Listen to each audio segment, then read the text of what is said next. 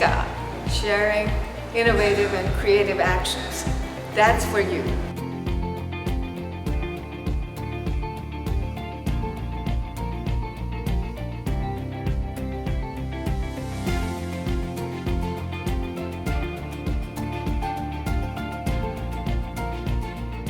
Hi, good evening. We are here at WeWork乃木坂, and here with me is Mr. Tanaka and Okada-san, and both of them are SIGMAXYZ, and they organized a Smart Kitchen Summit in August. And I have been very interested in food tech and food, anything related to food. So I tried to contact some of the people who may be doing something, and I ran into them. And we're very happy to have you here. Thank you. This evening. For having us. And tell us a little bit about the status of food tech and food sort of in general in Japan. Yeah, so 3 years ago when we started the Smart Kitchen Summit Japan, so food innovation or food tech was almost nothing. So people didn't understand anything about so what it's about. So, but after 3 years, so we have sort of cultivated momentum. So people start to recognize the word of food tech. Yes. But not necessarily meaning that they understand what is food tech about, but they recognize. So it's not only about ventures, but also the large corporations, such as food company, or appliance company, or retailers, or other people. So as far as we see, the food tech, the term is now started recognized by many business people. I see. So it's much more related to business rather than consumers? Yes, so far we say that more about around business people. I see. But the unique thing we observed was in the beginning of this year, so we are actually invited to the radio show. To talk about food, what is food tech. So in that sense, probably some people start thinking that the people may start interested in food tech. So yeah, that is the situation. I see. Well, food is of interest to everybody. Yeah. I mean, and this is the first time that we do food in this series. Yeah. And we thought that it would be very interesting for everybody. Yeah. So we were very happy to have both of you. But so when you say food tech, it's much more like technology applied to food, or yeah, this is in a word or two, or you can take some examples. Yeah. This is the kind of typical sort of food tech company or product.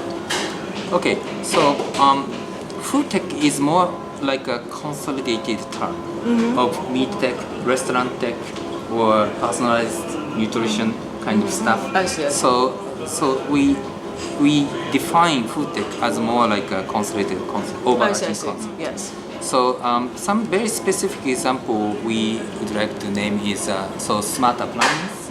So cooking appliances now connected to IoT, internet. Yes. Then so it can tell users what to cook more in a precise manner. So people can control all the recipes through app. And then so it's more like intuitive. It's not like a auto menu which is installed in the microwave oven, which has never been used by users. So more intuitive, more easy to onboarding. So that's one very typical example of a food tech. So from smart kitchen point of view, maybe I can talk about other so example. in addition to Hiro's point, so sustainability is a big momentum right now. So in order to solve the social issues, especially the sustainability, and when it comes to the food, it calls the food the social issue, and it will be damaged by the social issue a lot. So it's vice versa. So the food is kind of can be the big solution for the social issues. So that's another angle. Yes. A lot of the innovators, entrepreneurs are coming to this world. I see. They put a lot of the science, like for example, the alternative protein. That's a big solution for how we can save the land, how we can save the air pollution, and those are food of too much consumption. I see. So applying technology, but not necessarily from like Beyond Beef or whatever. but something a little more sort of comprehensive concept. I see. I had a chance to meet with some venture capital people yesterday, and they were in Japan. Well, they were from San Diego, and I was trying to promote this event. Okay. So I showed them we are going to do this, and they said, well, a couple of companies that they're funding are food tech, and so I thought, oh wow, this is what it was. And I spent the summer in British Columbia, and there were just so many Beyond Beef, Impossible Burger or whatever. So I was very surprised. I tried. How was it? Yeah, it was good. It's amazing good. Yeah, it is. It's like a beef. Yeah. Real beef. It was. I didn't think it was like a beef. Yeah. But it was something. I mean, very tasty as such. So I bought it at the supermarket, grocery store. Yeah, and so it was very. You very cooked good. by yourself? Yes. Okay. I barbecued. Okay. So Okay. Yeah, it was very good.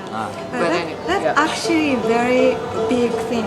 Like, we used to have the soy-based, something like meat texture. Right. For a long time. But Beyond Meat, so they replicate the cooking experience like a meat.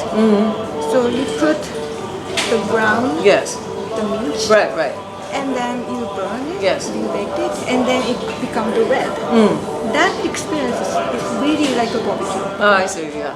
It's not only this, but all of the cooking process. I see. It's like a meat. Oh, I see. Meat experience. Yeah.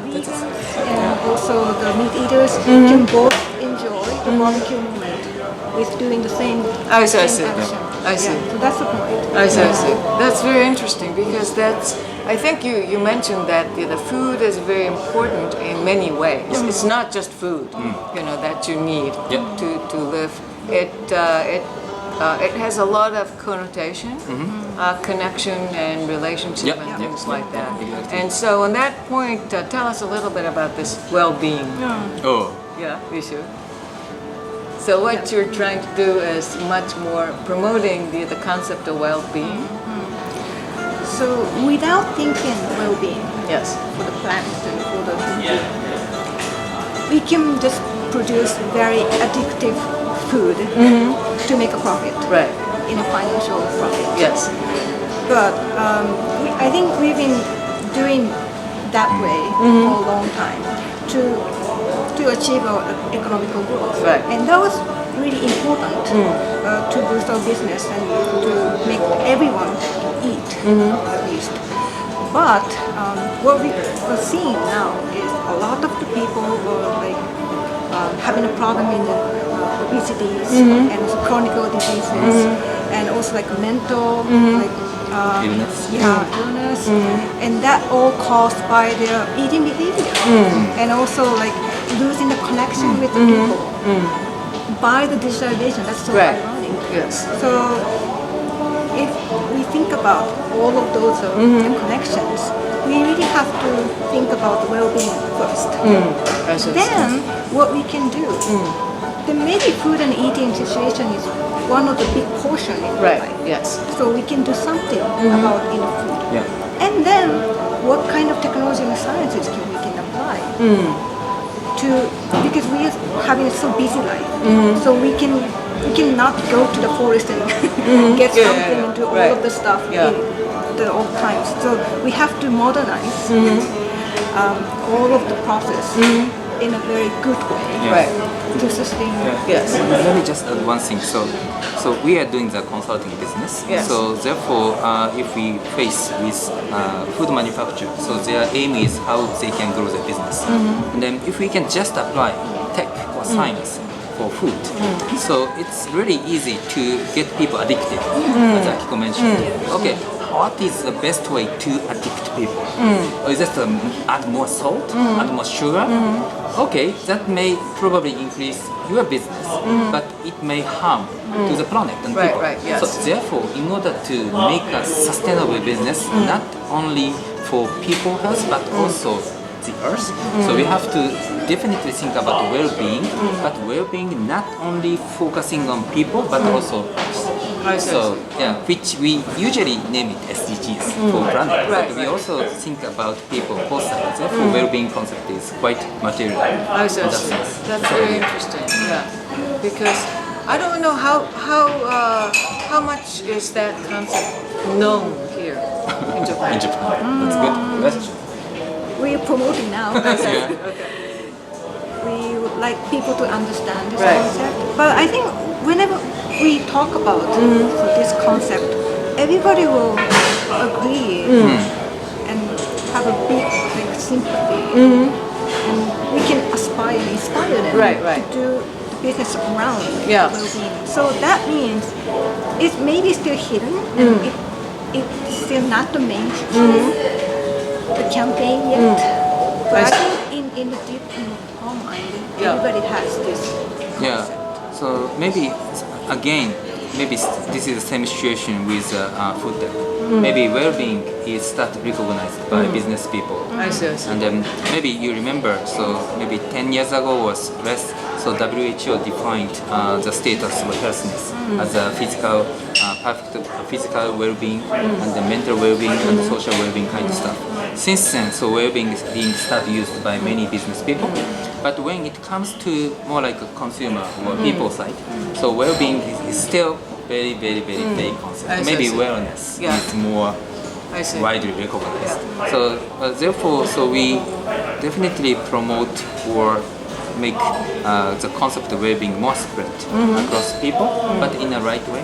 I see. So yeah, it starts being recognized, but not in I a see. right way. Yes. Okay. Probably we can use our session. Yeah. That's a And to let great opportunity. more people, Yes. know about that. So I'm expecting a very interesting Yeah. and inspiring session. Yeah. Thank you very Thank much. you very much. Very looking forward to it.